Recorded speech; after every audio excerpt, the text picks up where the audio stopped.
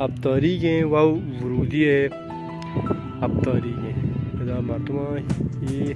دیوار گو دوکان گو اردکتا یک مشخصات راهی در زمانه قدیم شان گفته این دوکتا سرهم کتگا که در راه مشخص قبرستان بامیکند یک قبرستان قدیمی که معلوم نه چونه مردوانیه چه وره مردوانیه و چه قومی بیده که البته دا دفن بیده یک قبرستان قدیمیه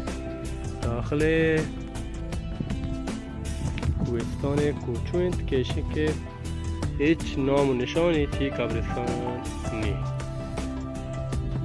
هیچ مشخصات قبرستان نیست و البته هم یک چیزیشه که یک قبرستان یک چیزی عجیبه شه که یه لاتی قبر او دا تلسم شده البته وشی که طلا و گنجینه توکم البته شه که ها قبرستان است که لاتی قبر ادا جداگانه هسته که مردم خود که یک دیواری توکایا که معلوم نبی یه چونی مردم بیتگاه اما اوڑا کشما مشاهده کنگاه یه دیوار طولات کابرا که گندگاه گوت کنگانته به خاطر که گنجینه ولی البته شی که تلسم کشا و نبنده به طور چین و نزانو هزار جادو ای غاب تلسم شده اما اوڑا که کٹا گندگاه ای گودالا ایدا گوت کنگانته که بلوٹا ای گنجینه هم بکشا بلی متاسفانه ای موفق نبیتگاه ای هم یه غبرایی که البته اشتوقه یه دیوار سنگی توقه وقتی که مثلا یه کبران کنچگاه بیتگاه البته یه غبر تلسم شده هم چند تو گنجینه هم هسته ولی مردم نتونشن بکنچن تو یه سورا و طلا هم بکشن با یک چیزی با یک اشیا یک چیزی مواجه بنده با یک ارواح و جن و یا مار و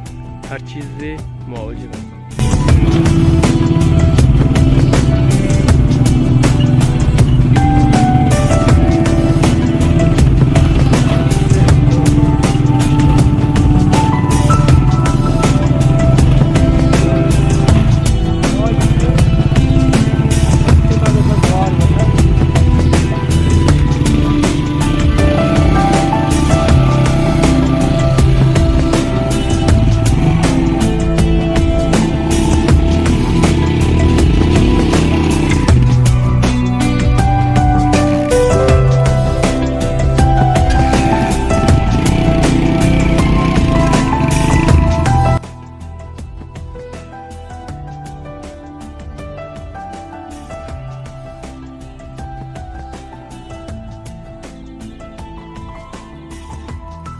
خب دوستان این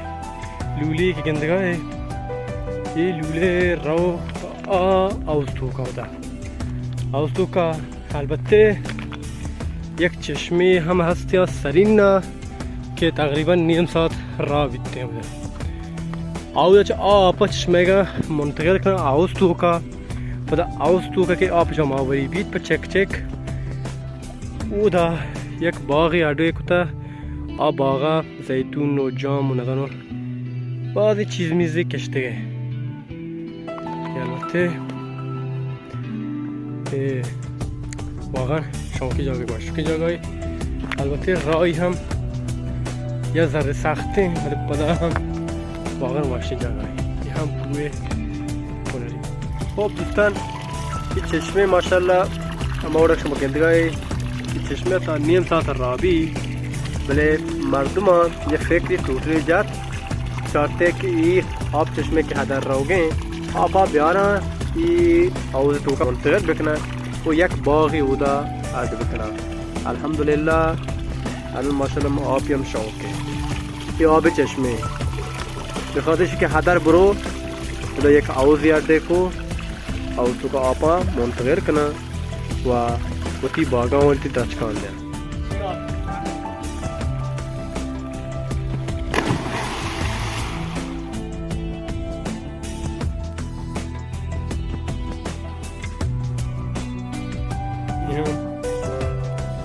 باغ کنریک موره که نامگرد ایده گو چشمه آگون یک باغ تکون انواع میوه